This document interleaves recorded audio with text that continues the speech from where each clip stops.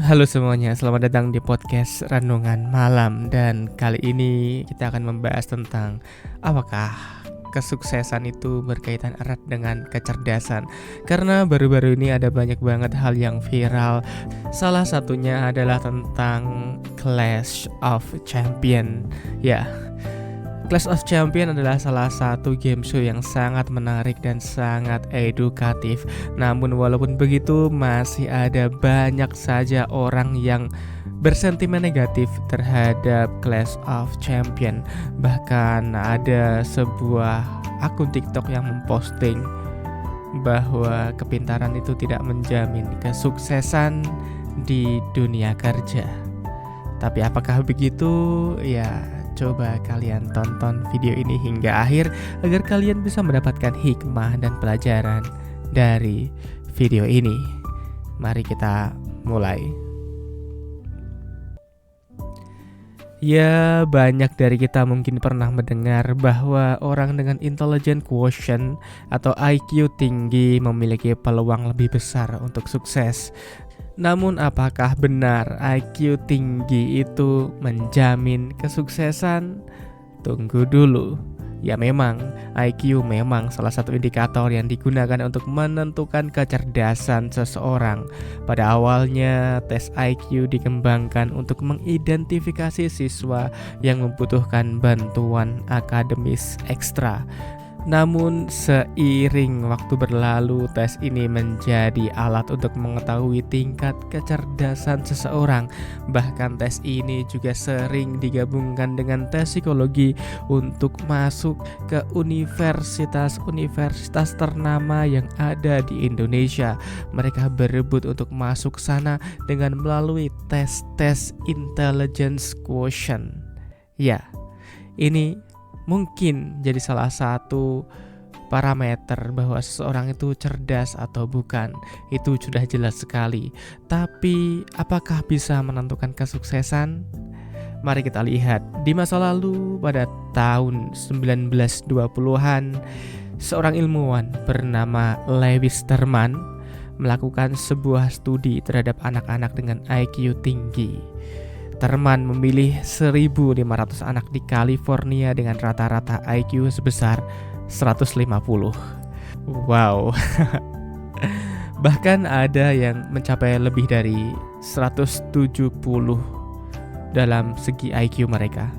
Dan hasil studi menunjukkan bahwa kebanyakan dari mereka menjalani kehidupan yang sukses, baik dalam karir maupun kesehatan. Namun penelitian ini juga tidak lepas dari kritik yang menghinggapinya. Beberapa peneliti berargumen bahwa Terman mengabaikan faktor-faktor lain yang mempengaruhi kesuksesan, seperti kondisi ekonomi, sosial, bahkan gender. Misalnya pada masa itu wanita memiliki keterbatasan dalam mengejar karir cemerlang akibat norma sosial pada waktu itu.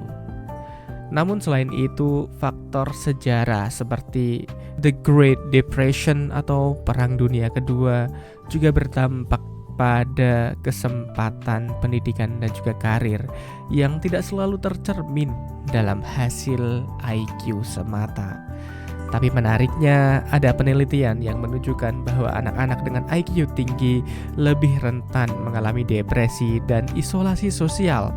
Hal ini mungkin disebabkan oleh tekanan untuk berprestasi atau kurangnya pemahaman dari lingkungan sekitar terhadap mereka yang juga butuh untuk tidak selalu ditekan dalam bidang akademik. Anak-anak juga kadang-kadang butuh bermain dan juga butuh untuk mengekspresikan hal-hal sosialnya dengan teman-teman sebaya mereka. Ada sebuah kasus di Cina di mana ada seorang pria dengan lulusan yang sangat luar biasa banyak. Akhirnya dia hanya nganggur, dan ketika ia dewasa, ia ingin merasakan bagaimana rasanya menjadi anak-anak. Karena dulu waktu ia masih kecil, ia selalu dipres, ia selalu dipaksa oleh orang tuanya untuk belajar. Dan kalian tahu, dia mendapatkan banyak gelar, banyak prestasi. Namun ada titik di dalam hatinya ketika ia merasa bahwa aku tuh kayak gini bukan karena kemauanku. Aku tuh bisa menang ini itu yang bangga orang tuaku, bukan aku hingga akhirnya yang memilih untuk menganggur dan sekarang merepotkan kedua orang tuanya. Lalu bagaimana dengan kecerdasan emosional atau emotional quotient?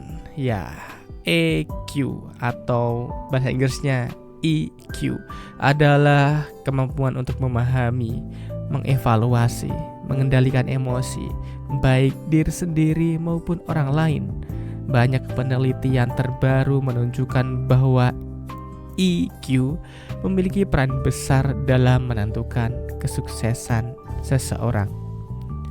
Menurut penelitian terbaru dari Harvard Business Review, individu dengan EQ tinggi lebih mampu membangun hubungan baik, berkomunikasi secara efektif, dan menangani stres di tempat kerja. Ini jelas menunjukkan bahwa EQ bisa menjadi prediktor kesuksesan yang lebih baik daripada IQ semata. Lalu coba kita menilik sesuatu yang tadi viral ya teman-teman, yang admin sebutkan di depan tadi, di mana ada orang yang kerja tiba-tiba ia berkata bahwa IQ, kepintaran itu tidak ada korelasinya di kehidupan kerja. Apakah itu benar? Ya mungkin sebagian bisa dibilang benar, tapi tidak selalu menjadi ukuran bahwa orang yang pintar itu akan selalu sukses di dunia kerja. Seperti yang telah kita bahas tadi bahwa kombinasi antara IQ dan juga EQ itu dibutuhkan dalam dunia kerja. Bagaimanapun di dunia kerja, kita juga harus bersosialisasi dengan teman kerja kita, atau dengan bos kita, atau kita menjadi tangan kanan dari bos kita. Kita juga akan sering bertemu dengan bos-bos dari perusahaan lain. Dan apabila kita tidak mempunyai emotional quotient yang bagus, tentu saja hal itu akan menjadikan bos-bos kita atau relasi bos kita akan tidak nyaman dengan kita, dan itu tentu akan mengganggu karir kalian di dunia kerja. Namun apabila kalian juga tidak pintar secara IQ, tidak pintar secara intelijensia, hal itu juga menjadi masalah. Karena kalau kalian hanya pintar secara emosional, tapi kalian ketika dihadapkan dengan masalah, kalian tidak bisa melihat bagaimana caranya untuk keluar dari masalah itu, yang mana biasanya hanya bisa dilakukan oleh orang-orang yang memiliki IQ. Karena orang-orang yang memiliki IQ biasanya dia bisa melihat pattern atau pola dari sebuah masalah, sehingga ketika ia melihat pola-pola tersebut, akhirnya disimpulkanlah bahwa penyelesaiannya adalah sebagai berikut. Itu yang sering dilakukan oleh orang-orang yang mempunyai IQ tinggi. Dan kalau kita lihat orang-orang yang ada di Clash of Champion, anak-anak itu adalah anak-anak yang sangat luar biasa. Mereka memiliki kemampuan intelijensia yang mumpuni. Dan apabila kita lihat di belakang layar yang sekarang sudah mulai banyak terlihat di media sosial atau di BTS, behind the scene-nya, ternyata mereka juga memiliki emosional yang kuat. Itu artinya mereka memiliki intelijensia dan emotional quotient yang seimbang. Dan apabila didukung dengan faktor-faktor lain seperti relasi, lingkungan, dan bagaimana cara mereka berinteraksi dengan orang lain, tentu saja hal itu akan menjamin kesuksesan mereka. Tapi bagi kita, orang-orang yang biasa, orang-orang yang IQ-nya biasa, tapi banyak orang mengatakan bahwa IQ Indonesia beberapa tahun yang lalu itu hanya berkisar sekitar 78. Namun ketika admin meriset kembali rata-rata IQ orang-orang Indonesia, ternyata Indonesia berada di rata-rata IQ 92,64 dari 154.070 peserta. Dan sebenarnya nilai IQ di bawah 100 itu masih cukup rendah bagi parameter IQ.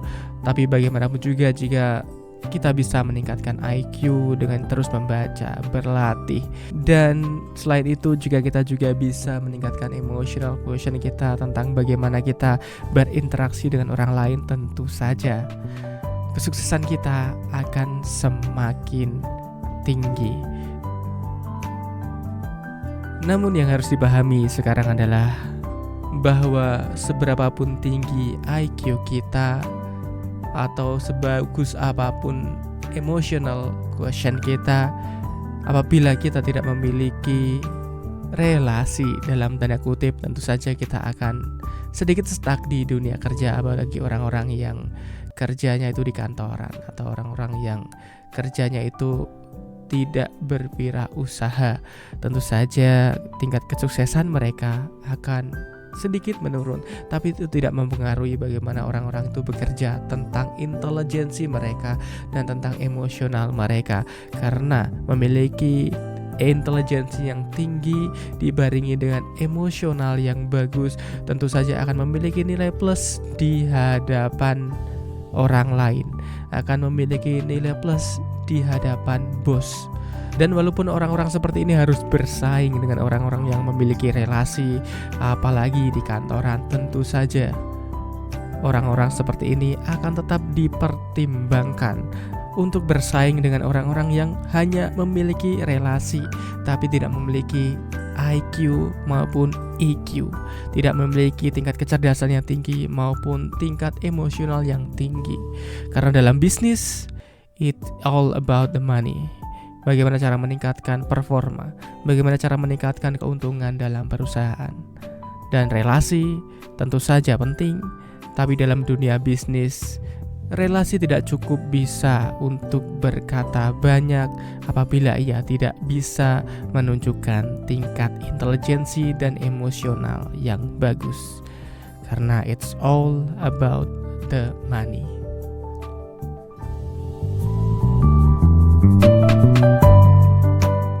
Dan tentu ada beberapa pengecualian terkait relasi.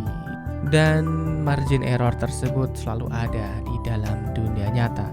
Seperti orang baik tidak selalu ia akan menjadi baik, atau orang yang buruk tidak selalu ia akan menjadi buruk. Ada sisi baik dan sisi buruk.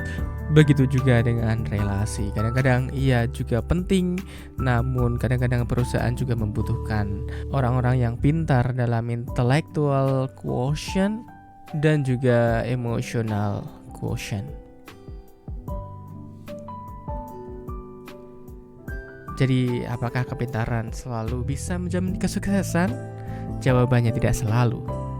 Namun kesuksesan adalah hasil dari kombinasi berbagai faktor, termasuk intelligence quotient, emotional quotient, resiliency atau ketahanan diri terhadap tekanan dalam dunia kerja, kesempatan yang datang kepada mereka, dan juga kerja keras. Dan satu lagi, kemampuan mereka untuk beradaptasi dengan lingkungan bisa saja menjadi faktor yang menentukan. Dan yang terpenting adalah sebagaimanapun kalian punya IQ atau EQ yang bagus, tapi kalian tidak bisa menggunakan potensi tersebut, tentu saja hal itu juga akan menjadi hal yang sia-sia semata. Jadi bagaimana menurut kalian? Apakah kalian setuju atau memiliki pandangan lain? Silahkan tulis pendapat kalian di kolom komentar di bawah, dan jangan lupa untuk like, share, dan subscribe untuk konten menarik selanjutnya.